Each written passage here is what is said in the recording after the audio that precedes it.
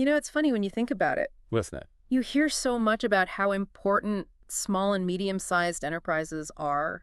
Right? SMEs, Yeah, SMEs. They're always talked about as like the backbone of the economy. the engine for growth. Yeah. Exactly. Job creators, all that. Mm-hmm. But then when you look closer, it's like they often struggle with innovation. Yeah, that's true. They don't always have the same resources as those bigger companies. Right. You know, limited budgets, fewer specialists, maybe not as much access to fancy technology, all those things. Makes sense. So it got us thinking, what if something that seems kind of bureaucratic like quality management could actually help these smaller companies be more innovative? That's a really interesting question. Yeah. And it's actually what we're diving into today with some really cool research. Oh, cool. So what kind of research is this? Well, it's called a meta-analysis. A meta-analysis. Okay. Yeah, it might sound complicated, but think of it this way. It's like taking a bunch of different studies all looking at the same topic, Okay. I'm with you. and then you combine the results to see what the overall picture is. So it's like getting the big picture from lots of smaller pictures. Exactly. You're getting the big picture. It's like a summary of everything we know so far. Gotcha. So in our case, what's the topic all these studies are looking at? They're all about the link between quality management, or QM for short, Right. QM. and innovation in SMEs. Okay. So this meta-analysis is looking at a bunch of studies that have looked at that connection. Exactly. And we're talking about 31 different studies published between 2008 and 2022. Wow. That's a lot of data. It is. So our goal today is to break down what this research tells us about QM and innovation. And make it easy to understand for everyone. Exactly. Whether you run an SME, want to start one, or just want to know how great ideas come about. Awesome.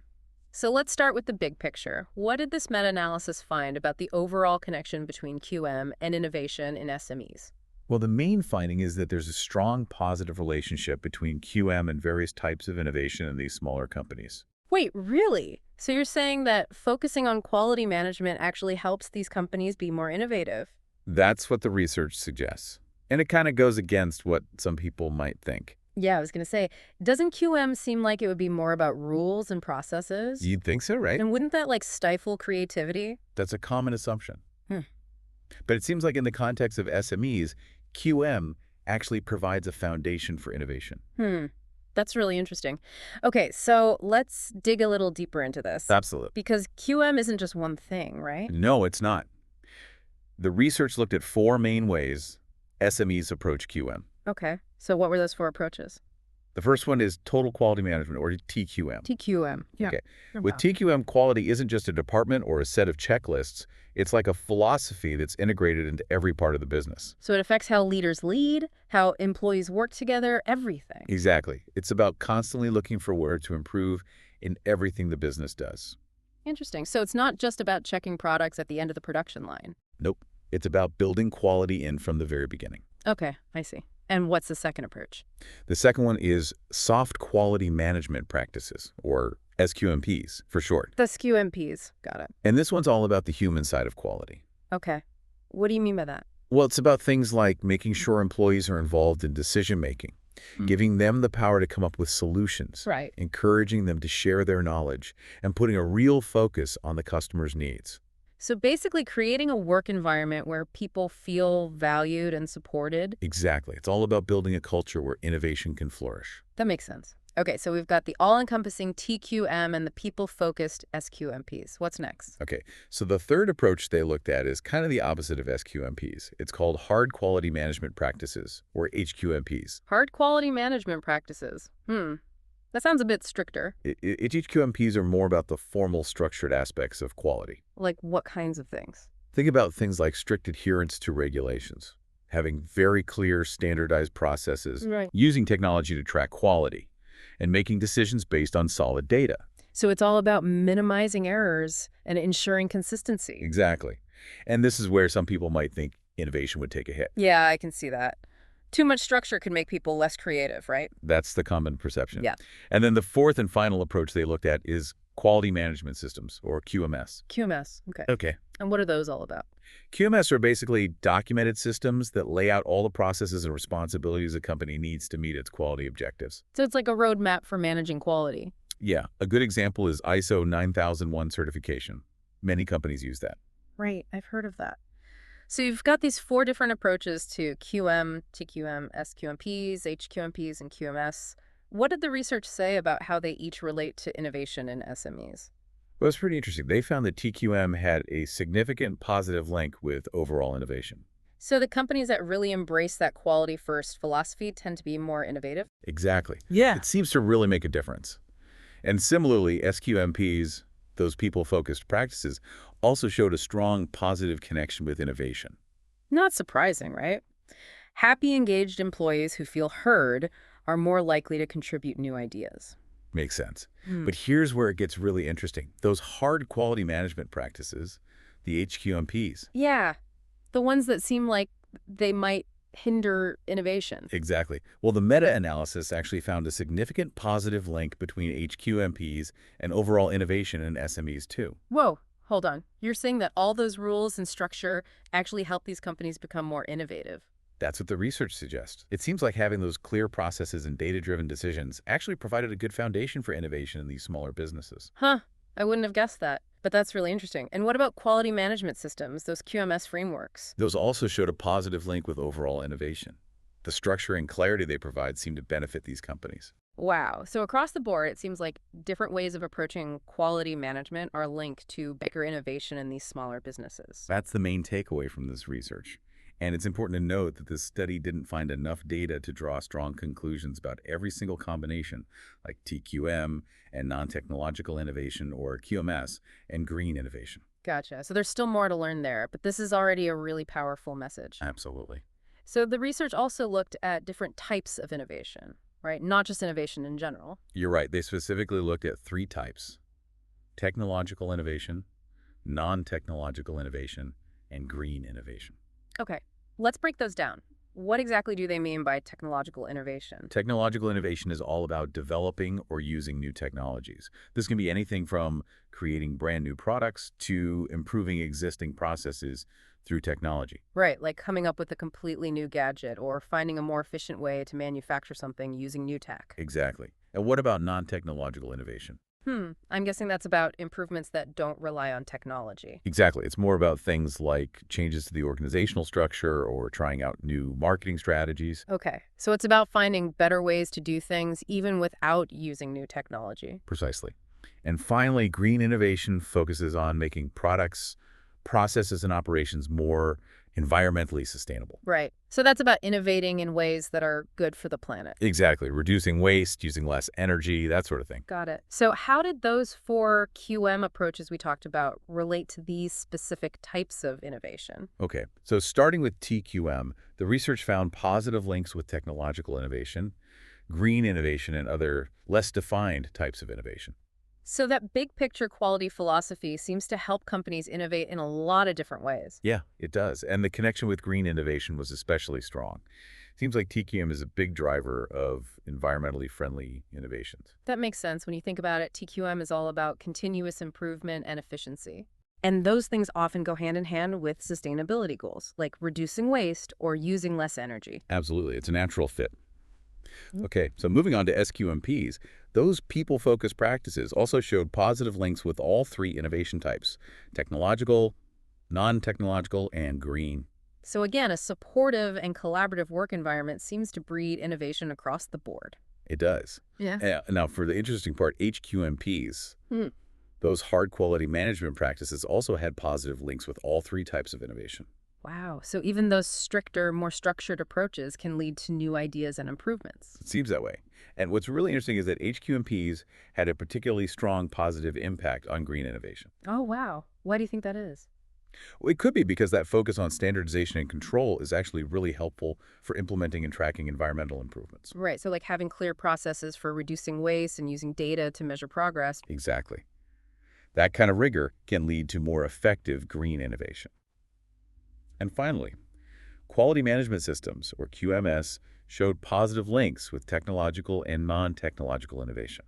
So having that structured framework in place seems to help with those types of innovation too. It does. But again, it's worth noting that the study didn't have enough data to draw firm conclusions about every single combination. Right.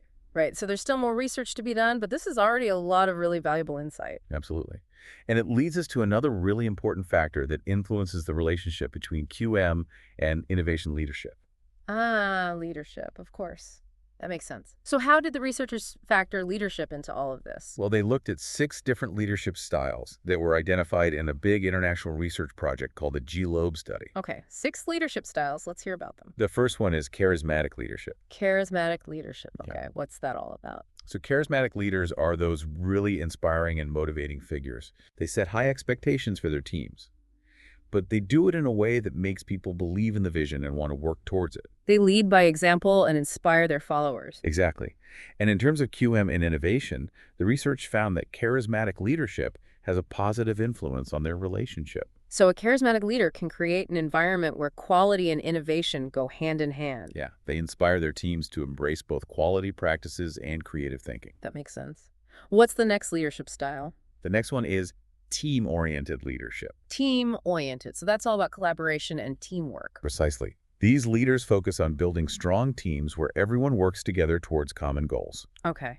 And how does that style impact the QM innovation link? Well, the research found a strong positive influence there too. Really? So teamwork is really key for making QM work and for driving innovation. It seems that way. Quality management often involves a lot of collaboration. Right. Different departments need to work together to improve processes. Exactly. And when you have a leader who encourages teamwork and communication, well, that naturally leads to more sharing of ideas, which is crucial for innovation.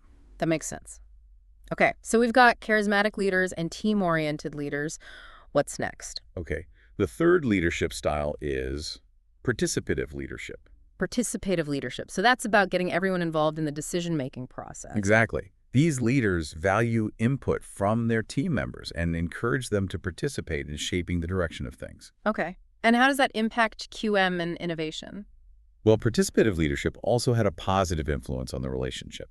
So when employees feel like their voices are heard and they're part of the decision-making process, they're more likely to be invested in both quality and innovation. Exactly. It creates a sense of ownership and encourages everyone to contribute their ideas. Okay, that makes sense. And what's the fourth style? The fourth one is humane-oriented leadership. Humane-oriented. That sounds like a positive leadership style. It is. These leaders are very supportive, considerate, and compassionate towards their team members. Okay, so they prioritize creating a harmonious and positive work environment. Exactly. But here's the interesting part. The research found that this style actually had a negative influence on the QM innovation link. Oh, wow. Really? So being too focused on harmony and avoiding conflict can actually hinder innovation. That's what the research suggests. It seems like sometimes you need a bit of healthy debate and constructive criticism to really push those creative boundaries. Right. Sometimes a little friction can spark new ideas. Exactly. Okay. So moving on to the fifth leadership style, it's autonomous leadership. Autonomous leadership. Okay. So what's the defining characteristic of this style? Autonomous leaders are all about empowering their team members. They give individuals the freedom and authority to make their own decisions. So it's more of a hands-off approach. In a way, yes. But it's about trusting your team and giving them the space to be creative and solve problems independently. Okay. And how does this style relate to QM and innovation? Well, the research found a positive influence here. So giving people autonomy within a quality management framework can actually boost innovation. Yeah, it seems that way. When people feel trusted and empowered, they're more likely to experiment, try new things, and come up with innovative solutions. Makes sense. And finally, what's the sixth and last leadership style? The sixth one is self-protective leadership. Self-protective. That doesn't sound very innovation-friendly. You're right. These leaders are primarily focused on protecting themselves and their position. Okay. They tend to avoid taking risks. Yeah. They're very concerned with maintaining their status, and they often prioritize following established procedures over trying new things. Right. So they're not exactly encouraging a culture of experimentation and innovation. Definitely not. And the research found that self-protective leadership had a negative influence on the relationship between QM and innovation. Yeah, that makes sense. If you're constantly worried about making mistakes or rocking the boat, you're not going to be very open to new ideas. Exactly. So to sum it all up, leadership plays a crucial role in whether quality management efforts actually translate into innovation. Absolutely. It seems like leaders who inspire, foster teamwork, and empower their employees tend to create environments where quality and innovation can thrive. That's the key takeaway.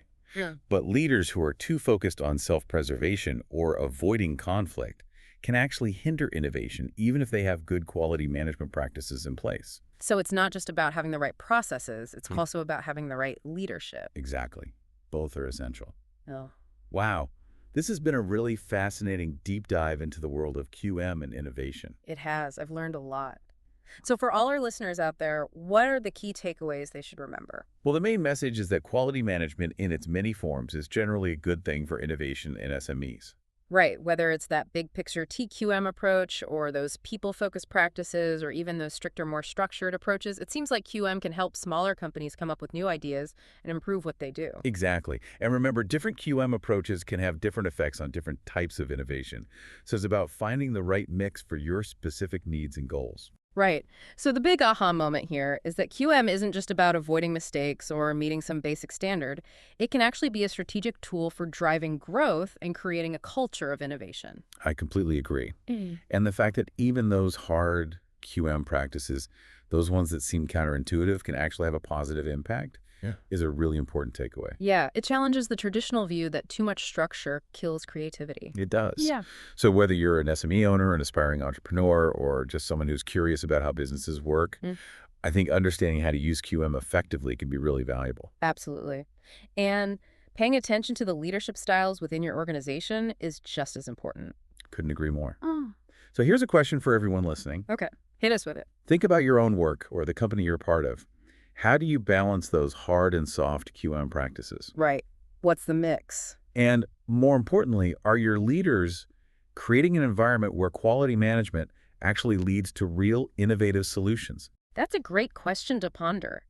What kind of leadership is fostering or hindering innovation in your organization? And what's one small change you could make to your approach to either quality management or leadership that could unleash even more creativity? Excellent questions. Huh? So we'd love to hear your thoughts on all of this. What are your experiences with QM and innovation? Have you seen them work together? Have you faced challenges? Share your stories and insights in the comments below. We want to keep this conversation going. And if you found this deep dive helpful, be sure to like this and subscribe for more in-depth explorations of the forces shaping businesses and our economy. Thanks for listening, everyone. We'll see you next time. See you then.